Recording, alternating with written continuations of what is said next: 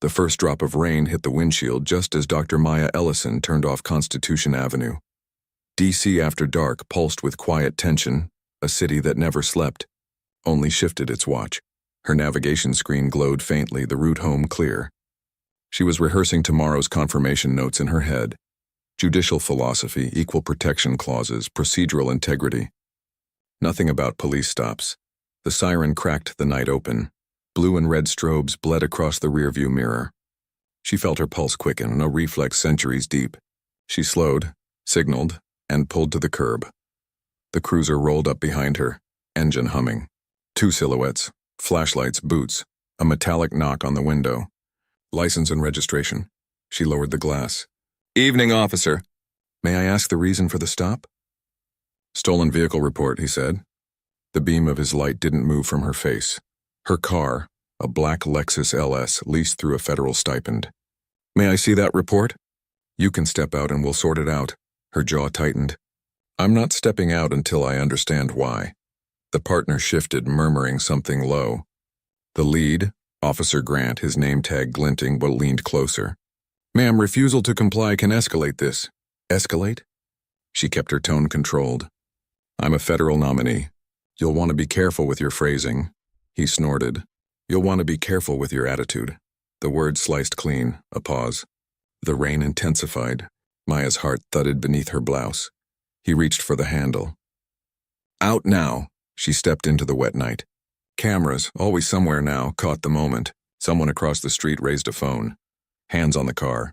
Her reflection blurred in the window. Professional composure fractured by disbelief. "This is unnecessary." "Ma'am, procedure." He reached for his cuffs. The other officer hesitated, voice uncertain. "Grant, radio says wait, static." Then, confirm subject, Dr. Maya Ellison, Supreme Court nominee. Silence. Grant froze, cuffs in hand. "What?" the partner repeated, voice steady now. "Command confirms. She's the nominee." Rain drummed harder. Grant's hand trembled, lowering the cuffs slowly. Maya turned, eyes cold as glass. "Do you realize what you've done?" His mouth opened, no sound. She stepped closer, rain dripping from her hairline. This wasn't about procedure. It was about profile. A camera flash caught her face mid-sentence. Fury and restraint fused in one image that would circulate the world before dawn. Dispatch crackled again, background chatter sharp. Grant's partner muttered, "We should clear the scene." Maya didn't move. "No, you'll file your report here." "I'll wait." For the first time, Grant looked smaller, authority deflating under exposure. The sirens kept spinning. By the time backup arrived, Maya was standing in silence beside her car, soaked, unbroken. The flashlight shifted uneasily. She said only one thing as she handed over her identification. Her voice like steel cooled by rain. "You just handcuffed your own future headline." By dawn, her name wasn't just a headline, it was a hashtag. Justice Ellison trended beside Drucker traffic stop scandal. The video, 38 seconds of rain, light, and disbelief, had been uploaded by a college student walking home from a night shift. The caption read simply, "They stopped the Supreme Court nominee." Maya woke to the vibration of her phone. Dozens of missed calls, texts from journalists, messages from colleagues cloaked in concern. Her publicist's voice came through the line first, breathless. "Maya, it's everywhere. CNN's running it on loop. Fox has a panel debating officer conduct. The department's issuing a statement at noon." Her tone stayed level. "Let them. Maya, they're framing it as a misunderstanding. You know how this goes. They'll say." "That I looked suspicious," Maya interrupted, voice cold. "Because I fit the template." Silence hummed. She ended the call and walked toward the living room window. The city outside was gray, glistening from last night's storm. The streets below her D.C. townhouse were still. Across the screen of her muted television, the footage played. Officer Grant. Flashlight slicing through rain. The moment his hand hovered over the cuffs, her voice cutting through the noise. This wasn't about procedure. It was about profile. News anchors dissected tone, posture, legality. None mentioned humiliation. None mentioned history. Her mother called next. "Baby, you all right?" Maya exhaled. "I'm fine. You didn't sound fine last night when I saw that video. You were shaking." I was angry, she corrected softly. Not afraid, her mother's voice hardened. They'll twist that anger, Maya, be careful. The warning settled heavy in her chest. Because it was true. In public service, black composure wasn't protection. It was weaponized expectation. By mid-morning, the official statement dropped. The police department called it an unfortunate misidentification during a routine patrol. They added that officers acted in good faith given the information available at the time. Maya read it once, then again. No apology, no acknowledgement, just protocol dressed as innocence. Her assistant Claire entered quietly. Reporters are outside. Some are camping on the curb. The confirmation committee's office called. They want you to issue a calm response, nothing inflammatory. Inflammatory, Maya repeated. Meaning, don't look angry. Claire hesitated. Meaning, stay the image they built for you. The two women locked eyes, understanding unspoken but absolute. At noon, Maya walked out her front door. The cameras snapped, microphones extended. She didn't flinch. The air smelled faintly of wet concrete and ozone. A reporter shouted, Dr. Ellison, do you believe race played a role? Her eyes met the lens. You've seen the footage. You tell me. Flashes erupted. That line would headline every outlet within hours. Inside the D.C. Police Department, Officer Grant sat across from his sergeant in a dim office, blinds half drawn. The clip played on a mounted TV, his own face frozen mid-action. The sergeant sighed. You understand how this looks. Grant's jaw worked. She looked nervous. Wouldn't comply. I followed protocol. She's a federal nominee, the sergeant snapped. Protocol doesn't cover humiliation on camera. Grant's reply was bitter. So I'm just the racist of the week now? No, the sergeant said flatly. You're a liability. Back at Maya's house, her confirmation advisor, Senator Halverson's aide, called for damage control. Dr. Ellison, with all respect, this could jeopardize the nomination. The optics, she cut in, are reality. What happened is the same thing that happens every day. It's just that this time you all noticed. Her voice was measured, precise. Years of courtroom discipline coiled in each syllable. He faltered. We just need to protect your public image. My image doesn't need protection, she said. The truth does. He went silent, then hung up with bureaucratic finality. By evening, Maya sat alone in her study. News crawlers looped her name alongside Grant's. Pundits speculated about overreactions, racial framing, politicized outrage. She muted the sound and opened her notebook, the same one she'd used during her Senate prep. Instead of policy notes, she began writing lines like a closing argument to herself. Dignity is not compliance. Exposure is not justice. Humiliation on record is not reform. Her phone buzzed again. Claire's text flashed. White House requests you stay silent until the department completes review. Maya closed the notebook slowly. The silence they wanted was strategic, but silence had built the system. That stopped her last night. The camera light from across the street blinked. Again, another journalist watching her through the rain. Maya turned away and whispered to the empty room, They want silence. I'll give them clarity. The city outside pulsed faintly, streetlights reflecting against the same pavement where her body had been pinned by command, not contact. Tomorrow, she would walk into hearings filled with men who called her brilliant on record and divisive off it. Tonight, she let the silence stretch not as compliance but as sharpening. Her mother's words echoed. They'll twist your anger, maybe, but they would never mistake her voice again. The D.C. Metropolitan Police. Headquarters smelled of coffee, metal, and tension. The morning briefing room was filled with uniformed officers pretending not to look at the projection on the wall, the paused frame of last night's viral footage. Officer Grant sat rigid in his chair. His badge gleamed too brightly under the fluorescent light. Captain Morales stood at the front, arms crossed, voice clipped. We're under federal review as of 8 a.m., she said. Internal Affairs will conduct preliminary interviews. Every action from that stop will be logged, cross-checked, and cited. I don't care what side of the political circus you think you're on. Professionalism comes first, someone muttered. She's playing the race card for her career. Morales' eyes snapped toward the sound. Say that again, officer. Silence. The projector hummed, Grant finally spoke. I did my job. She escalated it by refusing to comply. Morales leaned on the table, face inches from his. You didn't do your job. You humiliated a federal nominee on camera, and now the mayor wants heads. He swallowed hard but stayed defiant. She was rude. She was calm, Morales corrected. That's what makes it worse. The blue and red lights sliced through the night like a warning. Rain streaked across the windshield, blurring the world into fragments of color. Dr. Maya Ellison's fingers tightened on the steering wheel as the cruiser's siren wailed behind her sedan. She was only 2 blocks from home, a quiet Washington, D.C. street lined with bare trees and federal plaques. Pull over. Now! The voice through the loudspeaker was clipped, commanding. Maya eased to the curb. The wet pavement shimmered under the flashing lights. She rolled down her window just enough for the cold air, and the sound of boots crunching toward her. The officer's flashlight cut across her face. License and registration, he barked. His tone wasn't neutral. It was suspicion wrapped in authority. She complied, voice steady. Officer, may I ask the reason for the stop? He smirked. We got a report of a stolen vehicle. You fit the description. Her chest tightened. I fit the description. He leaned in. Black female. Expensive car. Alone at night. You tell me. The words hit like glass shattering in her chest.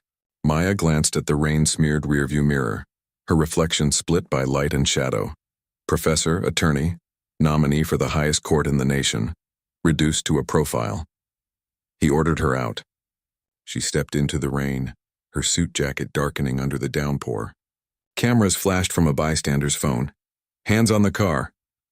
Her heart slammed against her ribs. The officer reached for his cuffs, and then his radio crackled. Dispatch confirm. Subject is Dr. Maya Ellison, the Supreme Court nominee. The officer froze, face draining of color. Maya met his eyes. Her voice was low, surgical. You've made a very serious mistake. The sirens kept wailing. Across town, in a beige conference room on the 3rd floor of the Hart Senate office building, Maya Ellison sat with her confirmation team. Aides shuffled folders, exchanged low whispers, and avoided her gaze. Senator Halverson entered last, adjusting his tie. Dr. Ellison, let's address this directly. The incident, unfortunate, yes, has created a narrative we need to manage. Manage, she repeated, tone even. He nodded. If we frame your response as dignified restraint, the public will admire your composure. The committee respects your legal record, but they'll be watching temperament now. Temperament, she said quietly. Code for compliance, Halverson hesitated. You're not wrong, but that's politics. Optics of anger, especially in a black nominee, become the story. Her pen tapped the table. So you want me to perform grace while I'm being dissected? His sigh was weary. We want you confirmed, Maya met his gaze. I don't want to be confirmed because I stayed quiet. I want to be confirmed because the law still means something. Halverson didn't answer. The staffers glanced at one another, sensing the edge in her restraint. Later that afternoon, Internal Affairs Investigator Lieutenant Ruiz entered the interrogation room where Grant waited. A recorder blinked red between them. Ruiz's tone was neutral. Officer Grant, you were aware the individual you stopped was driving a vehicle registered to a federal agency? I didn't check registration until after she got confrontational, Grant replied. Ruiz scribbled something down. So you escalated before verifying data. She was argumentative. Did she raise her voice? No. Use profanity? No. Threaten you? Grant shifted. Look, people like her. He stopped himself. Ruiz didn't blink. People like her? Grant leaned back, jaw tight. High and mighty. Think they're above procedure. Ruiz stopped writing. You mean educated black women? Grant's nostrils flared. You're twisting my words. Ruiz clicked off the recorder. No, officer. You did that yourself. In her townhouse, Maya prepared for another night of statements and silence. Her phone buzzed. A message from an unknown number. Dr. Ellison, be careful. The department's review is a performance. They're trying to protect him until after your confirmation. No name. No trace. She stared at the screen, pulse steady. She knew the system's choreography. She had studied it, defended it, and been betrayed by it. Racism never vanished. It adapted, refined itself through paperwork, procedure, and tone. That evening, the mayor held a press conference. Flanked by the police chief, he declared, "The district upholds fairness for all citizens, including law enforcement officers. We will not prejudge before the facts are known." Translation: "We will not risk the department." Maya watched from her living room, expression unreadable. Claire sat beside her, scrolling through the live comments. "Half the city's calling for the officers' firing," Claire murmured. "The other half's calling you ungrateful." Maya smiled faintly in a small, weary curve. "Balance, then." The television image froze on the police chief's face. Practice sorrow without accountability. Maya whispered, almost to herself. "They think this is about one man. It's about the structure that built him." She closed her notebook again, writing a single line across the top of a blank page. "If the system protects the abuser, expose the system." Outside, DC glimmered under the sodium glow of government lights. Clean, composed, and complicit. Tomorrow she would walk into a hearing room lined with flags and cameras. Tomorrow she would face the men who wanted her gratitude for surviving. The Senate Judiciary Chamber smelled faintly of polished wood, nerves, and performance. Cameras lined the back wall, their red lights steady as bloodshot eyes. The morning was heavy with ceremony. Senators in tailored restraint, aides in rehearsed deference. Dr. Maya Ellison sat at the long witness table beneath the seal of the United States, hands folded, face calm. The same hands that had gripped a cold hood of a police cruiser 1 week earlier. Senator Halverson leaned toward her with a tight smile. "Composure," he murmured. "Truth," she whispered back. The gavel struck once. Senator Dwyer, chair of the committee, cleared his throat. "This hearing will continue the confirmation proceedings for Dr. Maya Renee Ellison, nominee to the Supreme Court of the United States." His tone carried the deliberate neutrality of someone aware of headlines. The first question came from Senator Klein, a man whose grin never reached his eyes. "Dr. Ellison," he began, "before we discuss jurisprudence, I feel compelled to address the recent incident involving law enforcement. Do you believe it's appropriate for a nominee to publicly question police integrity while investigations are ongoing?" Maya's breath remained even. "Senator, I didn't question integrity. I stated what was visible on the footage." Klein leaned forward. "Still, your remarks, this wasn't about procedure." "It was about profile. Could be seen as inflammatory." She met his gaze. "Truth often is." A quiet ripple moved through the chamber. Cameras shifted toward her. Senator Latham from Georgia followed. "Do you think your personal experiences might affect your objectivity in cases involving law enforcement?" "My experiences," Maya said, voice steady, "remind me that objectivity without empathy is blindness dressed as justice." Latham frowned. "That sounds emotional." "It's human," she replied. The exchange landed like a blow masked as civility. On the far end of the dais, Senator Morales, one of 2 black members of the committee, finally spoke. "Dr. Ellison, could you clarify what you mean by profile?" She turned toward him, tone measured. "A template used to predict threat, built from repetition sustained by comfort." "Comfort?" "The comfort of assuming danger has a color." The chamber fell silent. Even the clicking of pens paused. Klein adjusted his microphone. "With respect, doctor, that sounds like an accusation against the entire justice system." "It's an observation," she said. "One based on lived data," Dwyer interrupted, voice uneasy. "Let's keep this within the bounds of judicial temperament." Halverson leaned back, jaw tight.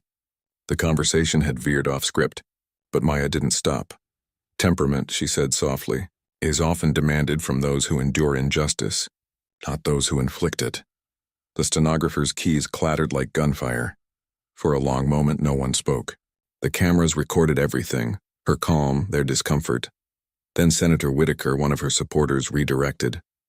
"Dr. Ellison, setting aside last week's events, could you elaborate on your judicial philosophy regarding equal protection?" She turned toward him, the lifeline back to policy.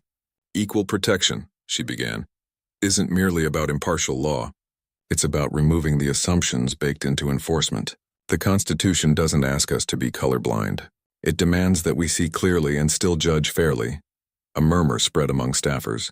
The hearing paused for recess. Maya exhaled slowly, hands trembling just once before she steadied them. In the hallway, reporters swarmed like current. Dr. Ellison, do you regret your comments about policing? Are you anti-law enforcement? Do you plan to recuse yourself from future cases involving officers? She stopped at the microphones. I respect law enforcement, she said. I do not respect injustice. Grant's name appeared on a reporter's lips, but she ignored it. The elevator doors closed before they could ask more. Inside the small space, Halverson's face was tight with anger. You went off script, Maya. She turned her head slightly. I went honest, he exhaled hard. You're giving them ammunition. They already had the guns, she replied. When the hearing resumed, Klein introduced a printed document, a police report folded neatly. Committee has received the officer's statement from the D.C. Metropolitan Police Department. He began reading aloud. Subject displayed argumentative behavior, delayed compliance, and exhibited hostility toward law enforcement personnel. Maya's jaw tightened. That's fiction, Klein smiled. It's an official record. Official doesn't mean true, Latham interjected. Then what's your account, Dr. Ellison? She didn't hesitate. The record you're holding was written by the man who detained me for existing. If you can't see the conflict of interest, you're not looking at justice. You're protecting comfort. The room shifted. Some senators looked away. Dwyer struck the gavel again. Order. But the line had already landed, clipped, precise, irreversible. By the time the hearing adjourned, social media had splintered. Half the nation hailed her as fearless. The other half labeled her angry and unfit. In the back corridor, a janitor mopped in silence as Maya passed. He paused, nodded once, eyes full of quiet pride. She nodded back, the only acknowledgement that mattered that day. When she reached her car, rain began again, faint but persistent. The same rhythm as the night she was stopped. Different setting. Same system. She whispered under her breath to no one but herself. Let them record everything. Then she stepped into the car and drove away from the Capitol's marble facade, its light polished over centuries of selective memory. The morning Grant went on television, the city was already split in two. One half believed the system had wronged a decorated officer. The other half had seen too clearly what procedure really looked like. The studio lights burned bright and forgiving. Grant sat across from the anchor of Capitol View Live, his posture rehearsed. His voice softened with media coaching. Officer Grant, the anchor began. You've been at the center of a national controversy. Millions have seen that video. What do you want people to know? Grant leaned forward, hands folded. I've served this city for 12 years. That night, I was following protocol. I didn't know who she was. I only saw a car matching a stolen vehicle report. If I'd known she was a federal nominee, I would have handled it differently. The anchor nodded sympathetically. So you don't believe race played a role? Absolutely not, he said quickly. People are making it racial because it fits a narrative. I treat everyone the same. Behind the glass panel, producers watched the feed in silence. They knew what sold. Contrition, not accountability, Grant continued, voice softening for the cameras. I regret how it looked. I truly do. But we live in dangerous times. Officers have to make split-second decisions. The clip went viral again, edited this time, polished into damage control. By afternoon, the headline read, Officer defends his actions not about race. In Maya's office, Claire muted the TV halfway through the interview. He's rehearsed, Claire said. They're sanitizing it. Maya's eyes didn't move from the screen. They're institutionalizing it. She stood, crossing to the window. Outside news vans lined the curb again. Her reflection merged with theirs, the hunted and the watching. Claire broke the silence. Do you want to respond? No, Maya said. Not yet. Her phone buzzed. A message from Ruiz, the internal affairs investigator. Off the record, he's working with the police union's PR firm. They're burying his prior complaints. I'm trying to get copies before they disappear. Maya typed back, do it quietly. They'll eat you alive if they know, Ruiz replied, already halfway digested. She smiled faintly, a lawyer's humor mixed with resignation. By evening, social media had done what institutions feared most, investigate without permission. Screenshots surfaced of Grant's prior misconduct allegations, unlawful searches, racial complaints, attitude infractions. Each case dismissed as unsubstantiated, yet the narrative held. Cable panels repeated the same talking points. Officer under attack, cancel culture, weaponized race. One commentator, a former prosecutor, said bluntly, Dr. Ellison's reaction was emotional. That's not what you want in a Supreme Court justice. Maya turned the volume off.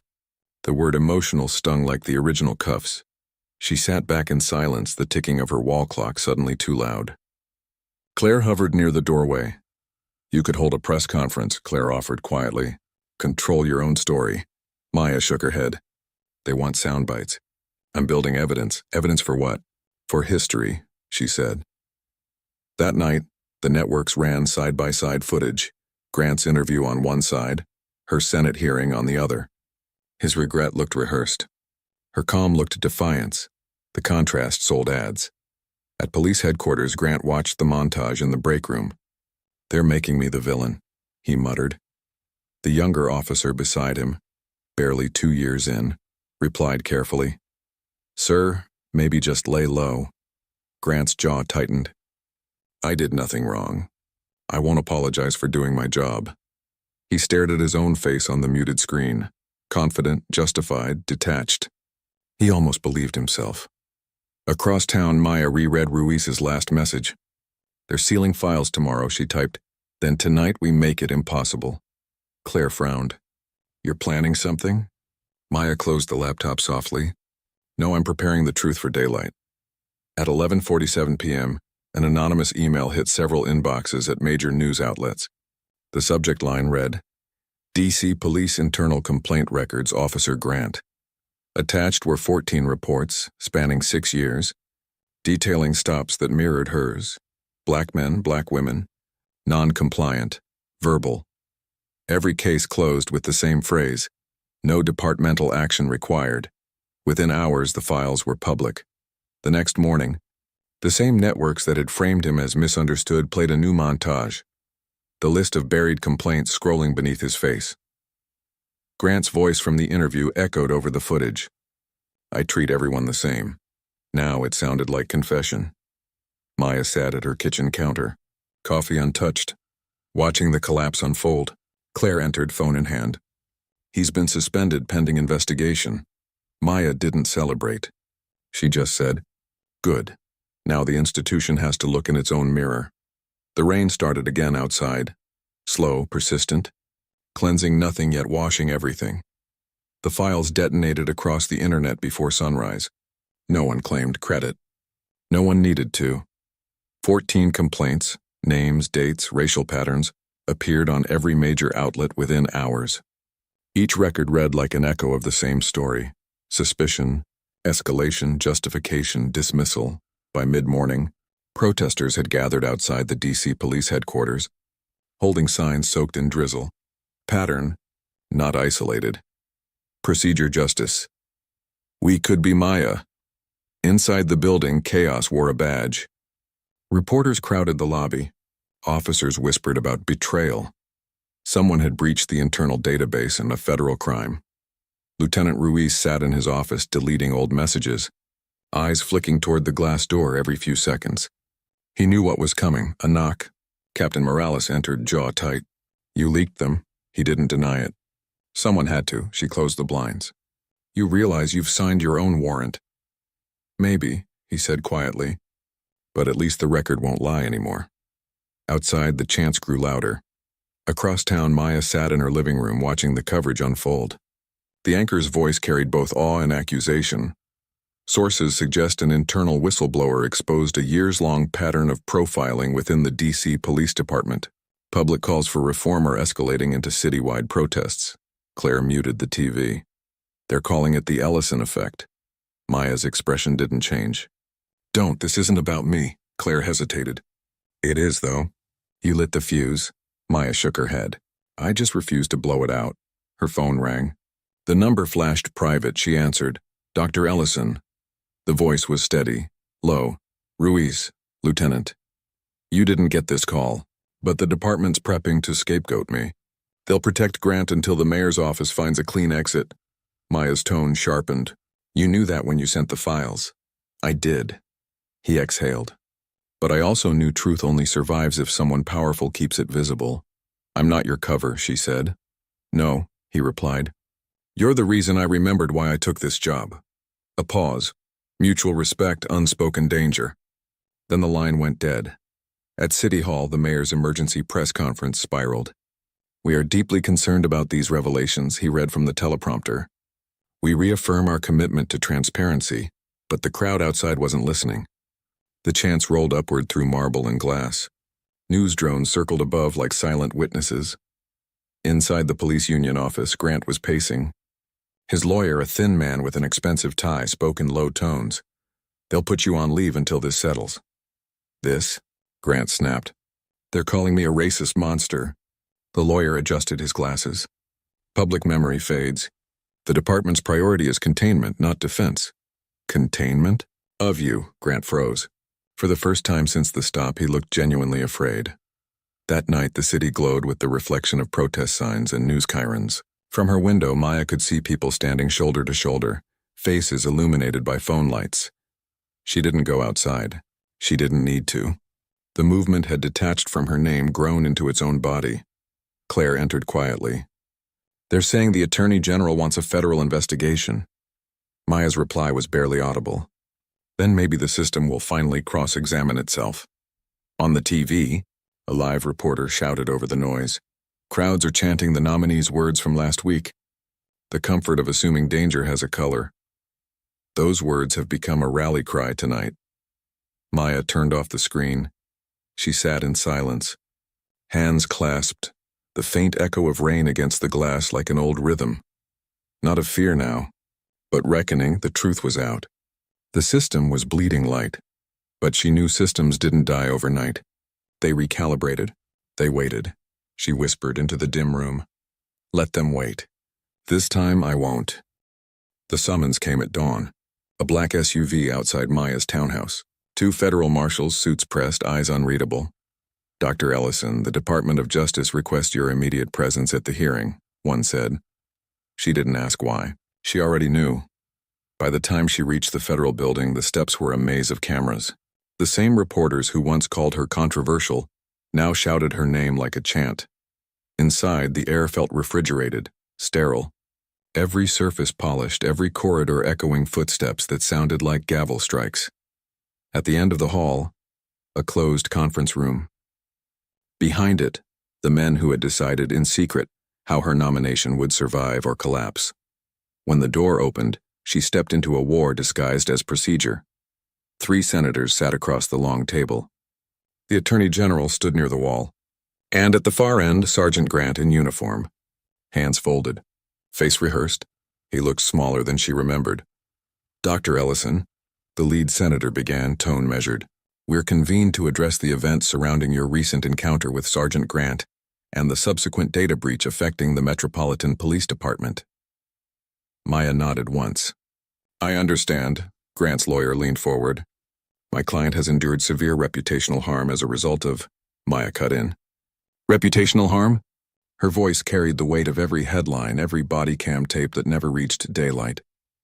He drew his weapon on an unarmed woman because she fit his definition of danger. The senator lifted a hand. Please, Dr. Ellison, maintain decorum. I am, she said coldly. Decorum is why this keeps happening. The silence that followed wasn't quiet. It throbbed. Grant tried to hold her gaze but failed. His fingers twitched. I was following procedure, he said, voice shaking just enough to betray him. Procedure, Maya repeated softly. How many have you stopped using that word as your shield? He shifted. You were agitated. I was terrified, she said. Because history taught me what happens when women who look like me reach for anything, even their ID. One of the senators spoke carefully. Dr. Ellison, are you implying that systemic bias is at play? She leaned forward. I'm not implying it. I'm standing here as proof of it. The Attorney General cleared his throat. The department will conduct a full investigation into Sergeant Grant's prior conduct. Grant's lawyer jumped in. You can't scapegoat one officer for the city's failings. Maya's reply was surgical. Then stop pretending he's an exception. The senator sighed. Dr. Ellison, some members of the committee feel your recent public exposure may compromise your nomination. They argue that your statements have politicized the judiciary process. Maya didn't blink. The process was political long before I spoke, he frowned. Are you accusing this committee? I'm accusing silence, she said. And I'm done participating in it. The words landed like a verdict. For a long moment, no one spoke. Then slowly, the Attorney General turned toward Grant. Sergeant, as of this morning, Internal Affairs has confirmed inconsistencies in your incident reports. You are hereby suspended pending further review. Grant's face cracked. Disbelief, then fury. This is a setup. No, Maya said quietly. This is accountability. Afterward, the corridor outside was chaos again. Cameras flashing, questions slicing through air. Maya, do you still believe you'll be confirmed? Maya, do you forgive him? Maya, what happens next? She didn't answer. She walked past them. Coat collar turned up against the cold. The sound of shutters chasing her like applause in reverse. Claire was waiting by the exit doors. They're calling it historic, she said softly. You broke the cycle. Maya looked out through the glass and at the protest still alive beyond the barricades, at faces she'd never met chanting her name. No, she said. I just stopped pretending it was unbreakable. Outside, the crowd parted as she stepped down the marble stairs. The noise swelled, not just support, but recognition. Every camera captured her in the same frame as the banner hanging from the courthouse fence. Truth isn't radical, it's evidence. She didn't smile. She didn't wave. She just kept walking. The Senate chamber was packed. Rows of faces, some tense, some calculating, all turned toward the woman who had become both symbol and lightning rod. Maya stood alone at the witness table. Cameras hovered like insects. The murmur of the crowd faded as the chair struck the gavel. Order. This confirmation hearing will now resume. She placed her prepared notes flat on the table but didn't look down. Her hands stayed still. She had rehearsed the truth too long to need a script. The chair began. Dr. Maya Ellison, nominee to the Supreme Court of the United States. You may deliver your statement. She looked up, not at them but through them. I was stopped at the side of a road 2 months ago for no reason other than appearance. What followed wasn't just an encounter between two people. It was an encounter between a citizen and a system designed to distrust her existence. Her voice carried evenly through the hall. I've been asked to stay silent, to wait, to let the investigation conclude. But justice doesn't wait for permission. A senator interrupted. Dr. Ellison, this is a judicial confirmation, not a protest rally. She met his gaze. Then it's time we stopped confusing justice with decorum. A low ripple spread through the room. The chair banged the gavel again but didn't stop her. She continued, voice tightening.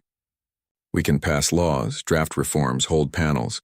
But until the presumption of danger stops being color-coded, the Constitution remains theoretical.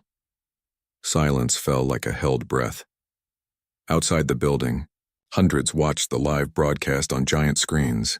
Reporters' voices blurred into the wind. Protesters stood shoulder to shoulder under gray skies holding signs that read, Maya for Justice. Systemic unchangeable. Lieutenant Ruiz watched from the crowd, hood up, eyes fixed on the screen. He knew this was the point of no return. For her, for him, for everything he'd risked. Back inside, the chair leaned forward. Dr. Ellison, several members of this body question whether your personal experiences have compromised your ability to judge impartially. Maya inhaled slowly.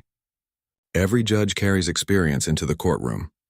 The difference is whether we acknowledge it or pretend we don't. One senator murmured something about identity politics. She ignored it. I've lived the laws you debate, she said, and I've seen how they fracture when filtered through bias. Impartiality isn't blindness. It's the courage to see fully and still decide fairly. The room was still. Even the air conditioning seemed to pause.